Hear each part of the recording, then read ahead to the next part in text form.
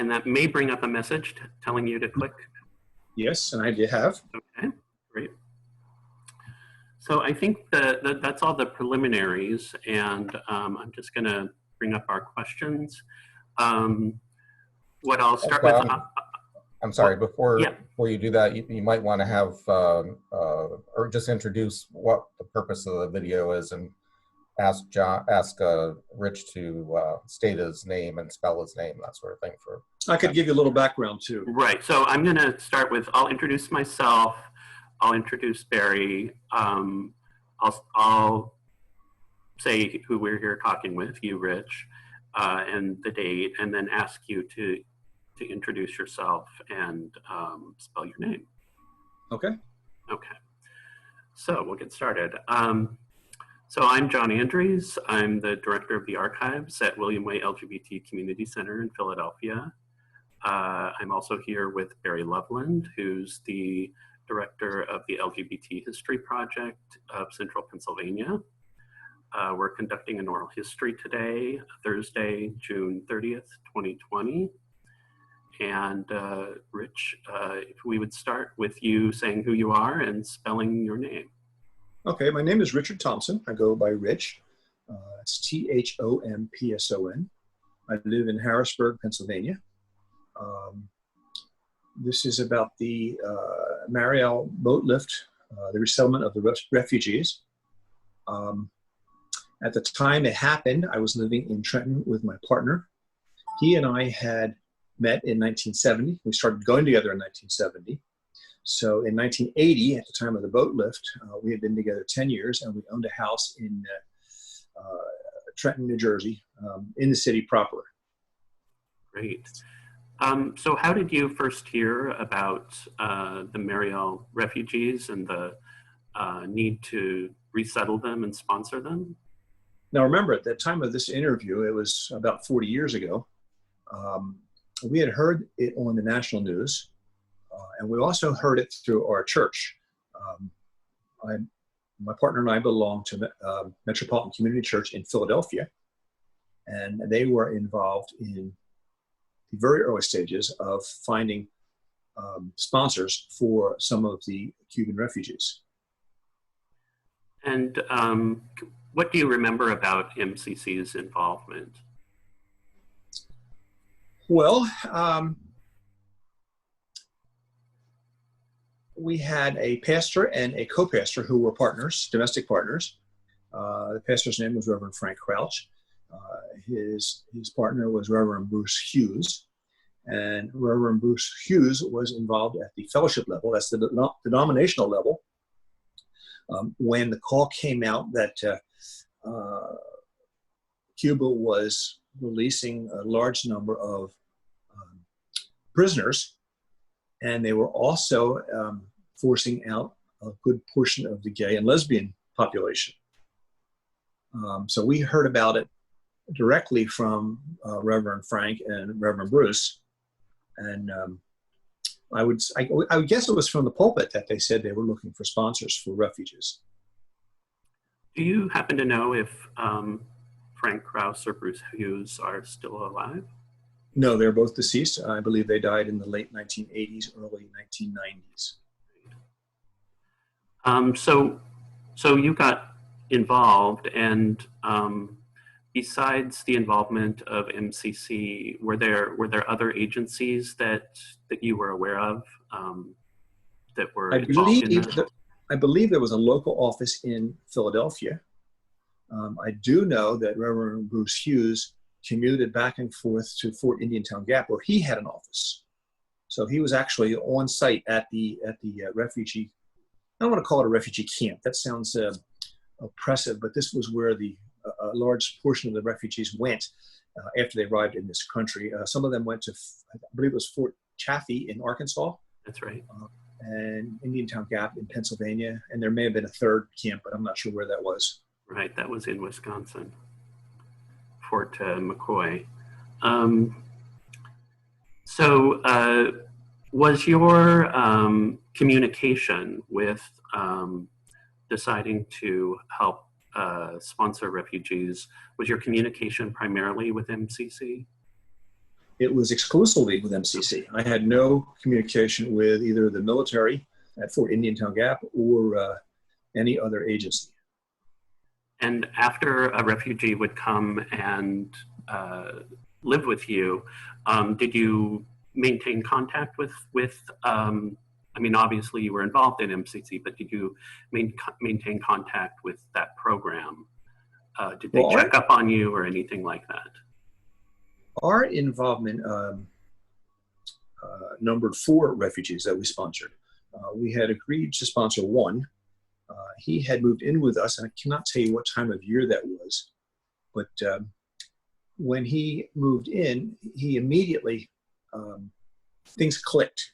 He was very interested in learning English. He had almost no English. He was very interested in working, and he worked multiple jobs. I helped him find a couple of them, and I know he went on to his own, but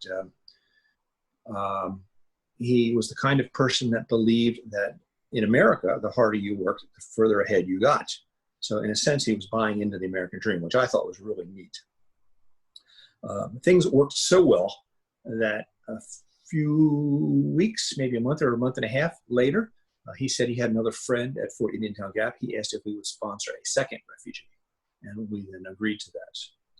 I'm sorry, what was the question again?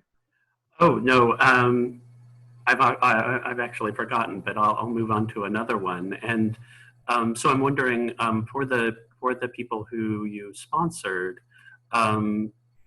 so I don't know, do you feel comfortable naming them? Well, the first one was Nestor Pila Reynoso, and he was the one who I would say was the quote-unquote most successful. The second one was a man by the name of Jose Merlino, if I recall right, and he was a journalist. He was a writer, and he spent an awful lot of time writing in notebooks. But he worked for the, I believe, a newspaper in Cuba, and his interests were very different than Nestor's. The third and fourth, now you remember this was 40 years ago, and I'm afraid I cannot come up with the names of the third and fourth refugee. They sort of came and left in reverse order. So Nestor was the first one there and stayed the longest. Jose was the second one and stayed the second longest, and the other 2 were much shorter term. So was there a process you had to go through to actuate this? Other than saying, yes, we would take on another refugee, no. I do not. Well, I can't say we weren't screened because we were very familiar with our pastor. We were personal friends, so there may have been paperwork that they were able to fill out without me being involved. The other thing you should remember is that I was employed full-time, and I was commuting an hour each way back and forth to work. My partner worked locally and was working part-time, so he had much more involvement. And ideally, he would be the person to interview. Unfortunately, he passed away about 6 years ago. We've been together 43 years, and at that point in our relationship, we had been together about 10 years. Right, right.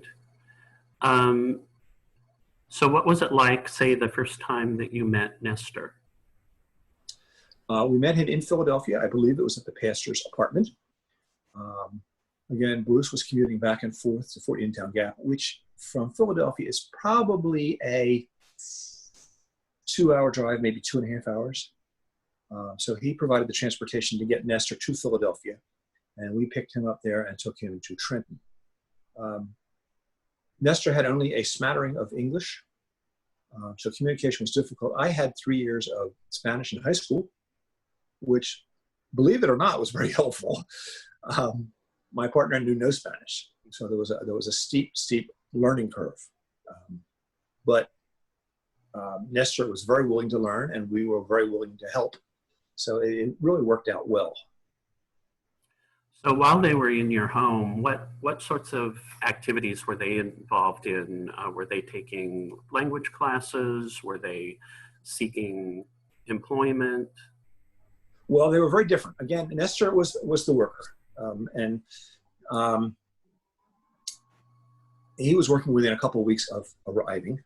I can remember I took him to his first job interview. In Trenton, there was a small eyeglass lens manufacturing facility. Remember, this is pre-internet. This is when things were done a little differently. And there was this little mom and pop factory that ground by hand eyeglasses. And I took him there, and they hired him. They had some other Hispanic employees, and that was no problem. I believe that was full-time or near full-time, but within several weeks, he was interested in getting additional part-time work. He was what I'd call a go-getter. And of the 4 refugees we sponsored, 3 of them, I think, acclimated very well. We had one that was a problem, but we'll talk about that later. So his focus was work. Jose's focus was writing, and he wanted to work for a Spanish language newspaper. And I believe he applied, and he may have been hired at a Spanish language newspaper, although I'm a little fuzzy on that detail. I do remember his notebooks. He had lots of notebooks, and he did a lot of writing. He would have probably been the most educated of the 4. Are any of the 4 still living, to your knowledge? I do not know. The last one I've had contact with was Nestor, and I probably have not heard from him in 20 years. When he left, and he was also the last one to leave, he wanted to be with a more Hispanic community, preferably Cuban. So he ended up moving down to Miami Beach. And several years later, we were taking a vacation. We called him. He invited us to his apartment. While we were there, he invited us to a Cuban barbecue. And he had befriended a number of Cubans who were not from the 1980 boat lift, but was from the prior Cuban exodus, which I guess was 65, maybe 63. So these Cubans were much more acclimated to American culture, much more well-to-do. They had built lives in the United States. And he invited us to a barbecue, and he was kind of adopted by them. So he fit right in. And he was very proud to introduce us to them as his friends and sponsors. So did you help them learn about the LGBT community in your area? Well, the LGBT community in Trenton was very different than what the LGBT community in Philadelphia is. There were a couple gay bars. Actually, there still are a couple gay bars in Trenton. And I do believe we had taken them there, but the focus was more getting acclimated to what America was all about. It was a radical change for them. A story I like to tell, and I've told many times, is each one of them, when I would take them shopping for the first time, whether it be to the supermarket or to a mall, were astounded by the abundance that we were surrounded by. The difference between an American grocery store or American supermarket and a Cuban grocery store is extreme. As a matter of fact, one of them accused me of taking him to I don't want to say scam, but a show place, sort of like to brag, right? And I'm saying, no, this is a typical supermarket.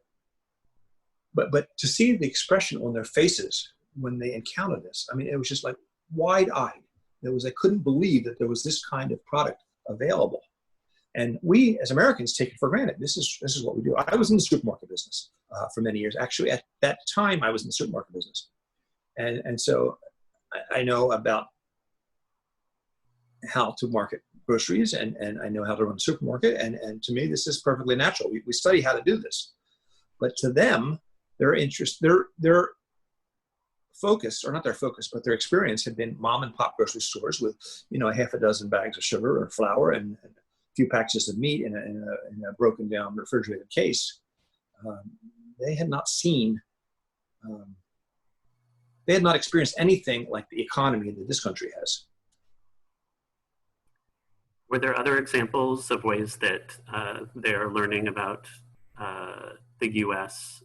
was sort of surprising to them? Well, let me think about that.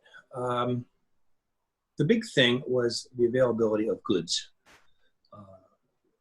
Shopping malls were unknown to them. That was just, you walk into a shoe store And there are thousands of pairs of shoes.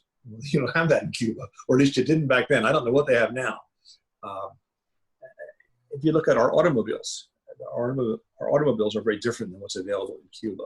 So yes, there were things that they were eager to experience, and then there were things that they were reluctant to experience. One of the things that I found interesting was that we tried to interest them in what I would call the American diet. Chicken, beef, pork, richer foods, more spice, not more spices, but different variety of spices. And so we would introduce them to different foods that we would eat on a regular basis. Their comfort level was, now by this time there were 4 of them, they would cook up a big pot of beans and put it on the stove, and that would be their meal for 3 or 4 days. And even to the point when they left us, they were still cooking beans. I mean, this was what they were comfortable with.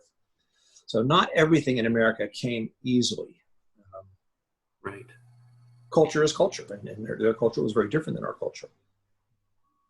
Did they talk about their experience at Indiantown Gap? They did not, and the reason for that is the language barrier was very difficult to overcome. Nestor was learning Spanish. Jose was learning Spanish. The other 2 knew almost, I'm sorry, Nestor was learning English. Jose was learning English. The other 2 knew almost no English. So it was very difficult to get personal stories. Not that there weren't attempts, but sometimes it was easier just to show people things, by doing it as opposed to talking about the past.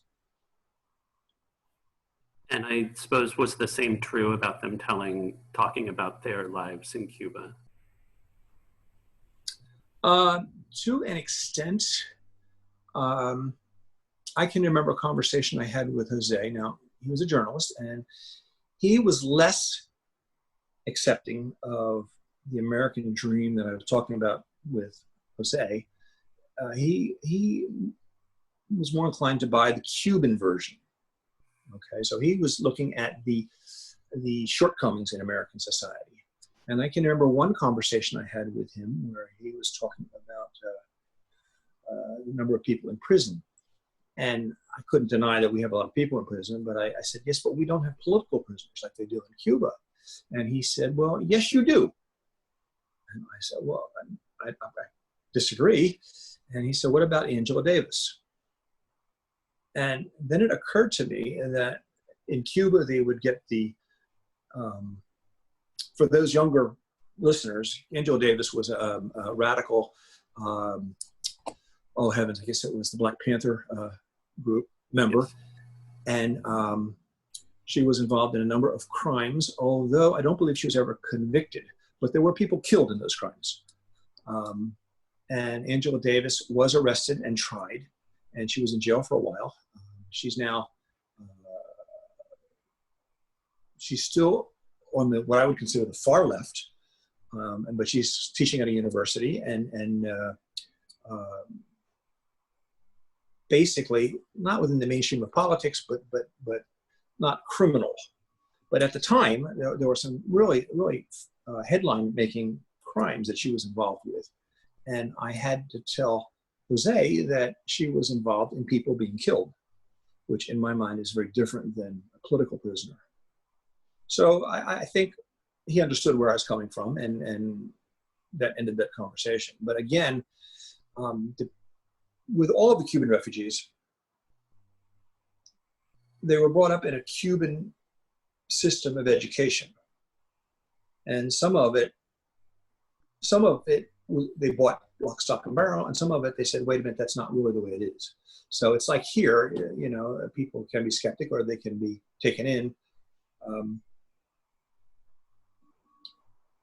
What I'm trying to say was these guys weren't all the same. They were very different in terms of personalities. Right. And how old were they when they were with you? My guess is, now I was at the time 26. My partner was 30. They were, Nestor and Jose, I think, were in their early 30s. And the other 2 were probably in their mid-20s. And you said that Nestor stayed with you the longest. How long was he with you? I'm going to say just over a year. Again, I cannot give you dates, but I'm pretty sure it was well over a year, not 2 years. And were there other people in their lives besides you and your partner? They tried to meet people. For instance, a couple blocks away, there was a public school that had English as a second language courses available. And one or two of them went there. So they were meeting people, but not people that I was introduced to. Right. Did they spend any time in Philadelphia that you know of? The few times we took them to bars, yes. We offered them to go to church. The church was meeting in Center City, Philadelphia. This was Metropolitan Community Church. Again, there was a language barrier. So their going was basically them sitting in a room and not understanding what was going on, and I understood the reason not to go. Right. Did any of them date while they were? No, not to my knowledge. Yeah. And I know that, from what we know of photos from Fort Indian Town Gap, there were a lot of young gay men who cross-dressed. Did any of the people living with you that you know of cross-dress or do drag? Not only did I not see any of that, but I have reason to believe they had no interest in that. So like in America, I think cross-dressing is just a segment of the gay community. My guess is the non-cross-dressing component of the gay community in Cuba is much larger than those that cross-dress. That's just my impression. Well, at the barbecue that we went to in Cuba, and there were probably 40 or 50 people there, and all of them Cuban, except my partner and myself. I saw nothing that resembled cross-dressing. So after they left your house, it sounds like you stayed in contact for a while with some of them. Basically with Nestor, a little bit with Jose. Right. Are there things that you remember about that period? Let me think. Other than the trip to Florida, which was very memorable, not really. I do know that Jose was working, and he was working in journalism. And I believe it was a Spanish language paper. But again, I didn't subscribe to the paper, so I didn't catch much of that. Do you know if the HIV/AIDS crisis that, came upon starting in 1981 affected any of them? I believe at the time we were oblivious to that. Yeah. I don't believe it was until the mid-'80s when that became a real focus. Right. Are there other stories about their time with you that you would like to share? Well, I have a number. Jose had a vision problem, and he was diagnosed with glaucoma. And I thought, well, he needs treatment. So I made an appointment at Wills Eye Hospital in Philadelphia. And one day I drove him into Philadelphia and sat and waited while he had an appointment. And when he came out, he was thrilled to find out that it wasn't glaucoma. And it was something that was correctable with glasses. And I was sort of amazed because we get hints of the concept of universal health care in Cuba, but based on that one incident, and it's just one story, my guess is that maybe the healthcare in Cuba is not as good as I've been led to believe. So he had classes, and that solved that problem. Let me think of any other stories.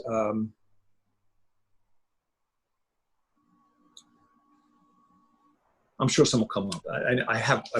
Yes, we spent a year together, but yeah, there were plenty of stories. Right. One thing I did want to mention was that Jose and Nestor, I think, were very good people. When Nestor fit in as well as he did, and he asked us to sponsor Jose, we said fine. Jose came and lived with us, and he was fine. Now, these guys were both in the same room. I mean, we had a townhouse in Trenton, and it was not that large. We had a third floor finished room that we had used for storage. I wouldn't call it an attic because it had finished walls and a closet and everything like that. But we had to clear that out for them to move in. But it was a large room. So when they asked for the third refugee, we said, okay, it's a friend of theirs. We'll take him in. And then a month or two later, we had a fourth refugee, and they're all in the same room. And so basically we had a house full of people. But come to find out months and months later that these guys really didn't know each other. Jose was doing what he felt he needed to do for his fellow refugees. And I admire him for that. Basically, though, the four of them had met at Fort Indiantown Gap. They had not known each other prior to coming here.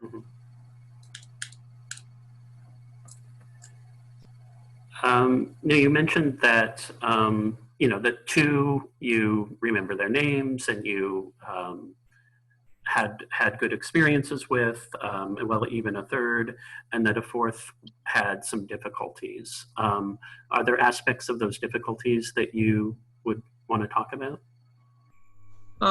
Yes, only because I consider the three success stories and the fourth a failure, but that the failure did not negate the benefit of sponsoring the first three. The fourth one, I think, was a petty criminal. He had burglarized our house after he had moved out. He was caught. He was prosecuted. He did go to jail. If you remember, the impetus for the Cuban boat lift was Castro trying to empty his jails.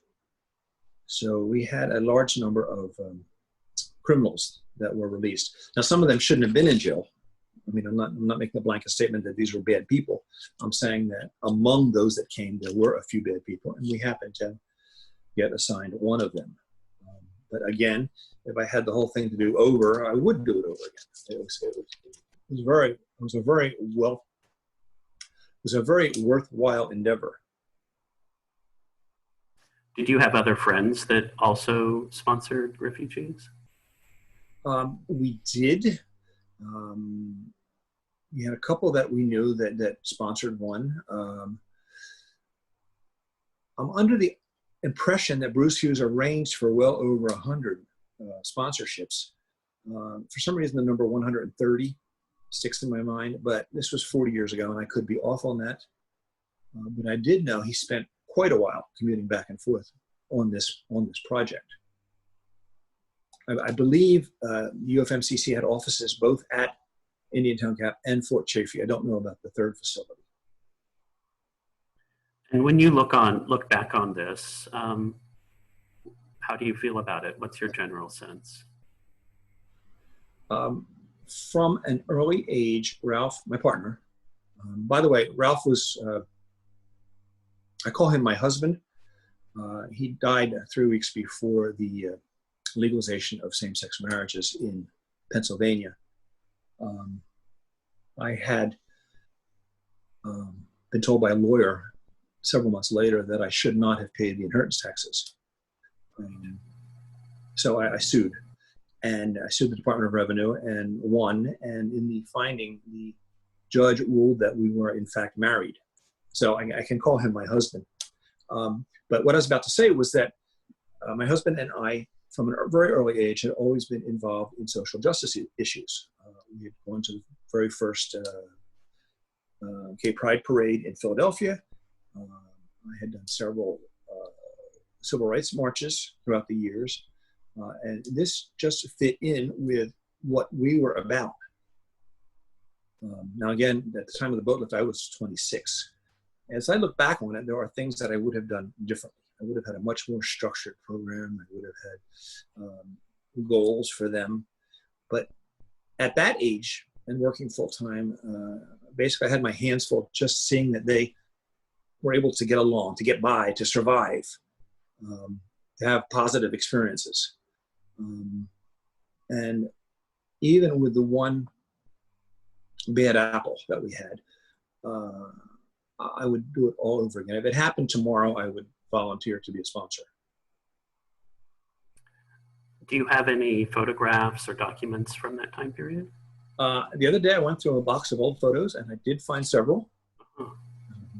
I can send them to you. Maybe I can show it to you. I don't know if you'll be able to see it. This is Nestor.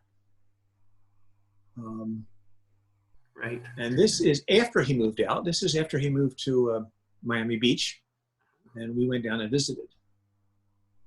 That's great. And I just realized this morning, as I turned one of the photos over, that he wrote something to us.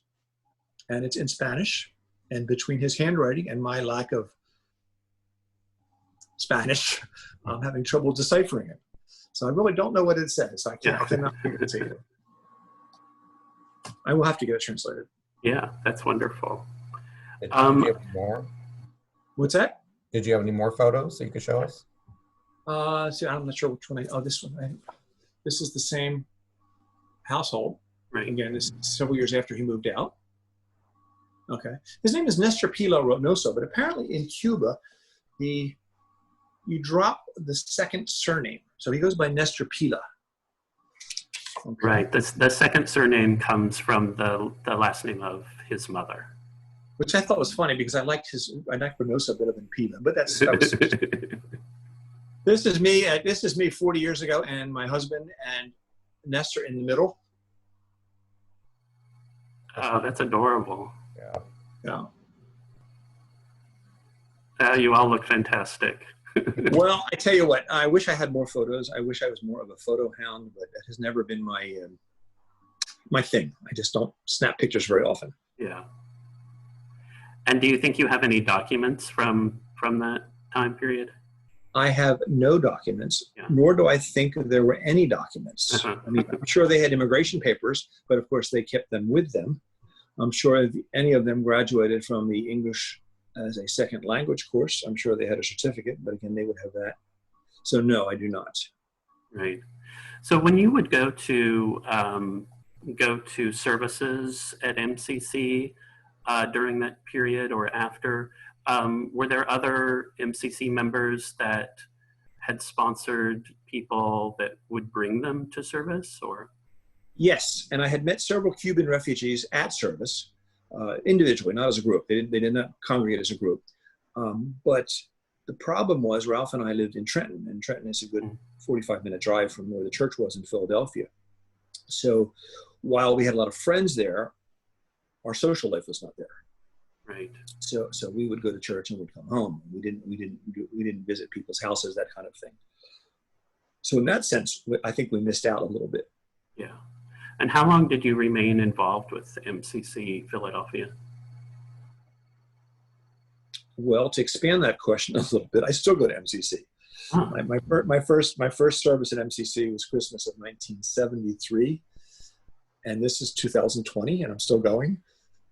So when I lived in Philadelphia and Trenton, I went to MCC Philadelphia. When I moved to Harrisburg in 1986, we started going to MCC Harrisburg. Right. So this is a question based on being an archivist. I'm wondering, where are MCC's records from the past? Well, unfortunately, from 40 years ago, a good portion of the people who would have been involved have passed away. Again, Reverend Bruce Hughes died in the late 1980s, maybe 1990. And knowing MCC Philadelphia, I would be surprised if they had any records that go back that far. Yeah, that's what I've heard. Or, well, the thing is, MCC Philadelphia has always been a struggling church. They've never owned property. They don't have office. Well, they might have office space, but not permanent office space. They don't own the property. Right. And so their files have always been, I want to say, meager. Okay. Had it happened in Harrisburg, now there was no MCC in Harrisburg at the time in 1980, but we have our own building and we have our own history. So we have documents going way back. But again, this predates even that. Right.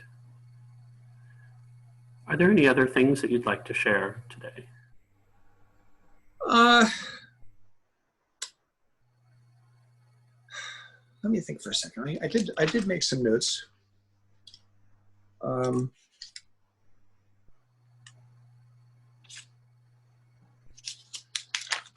No, I think that covers it mostly.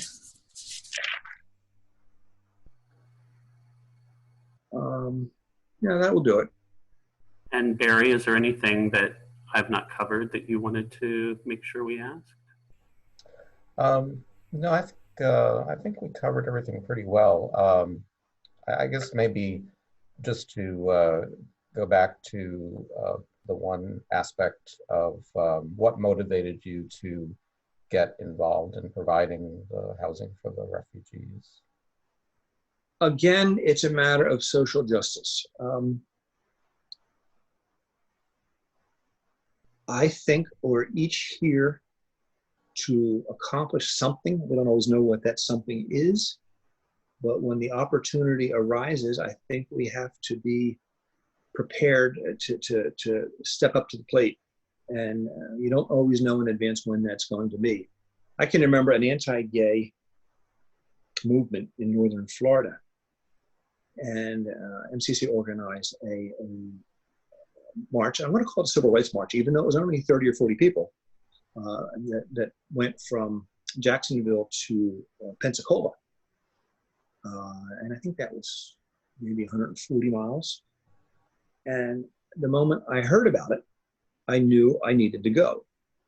And we witnessed all along that route to people who otherwise would not have seen any aspect of the lesbian and gay community. It's an illustration of when you see an opportunity to live your faith, well, actually it might be living your politics, then you have to step up and act. And I think we're all called to do that. And this was just one more aspect of that mindset. That's great. It is. Well, I don't have any other questions. This has been really lovely. Thank you so much. John, I hope this is helpful.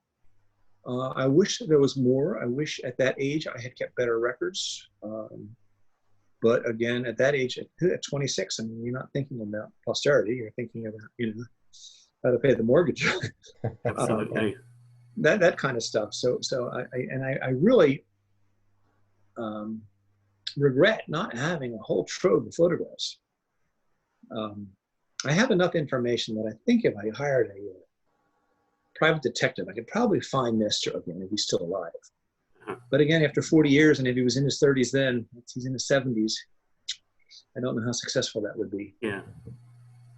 So, well, we definitely would be interested in the photographs. So if you have a means to scan those or get them scanned somewhere. Can I scan them to you, Barry? Well, or to John, I guess. John ultimately would be the person who. John, do I have your contact information? You don't, but I will send it to you on email. Okay, that's good, and I'll see what I can do about getting them to you. Wonderful. That's fantastic. And at some point, Rich, I think we'd be interested in sitting with you for a life story oral history interview too for Central PA, because you've. I could make myself available. That'd be great. Okay. Terrific. Okay, John, I hope this is helpful. It's been wonderful. Thank Great, you so much. Barry, good talking to you. Good talking to you too. You have a good day. Okay, let's see here. I'm going to stop the recording. Stop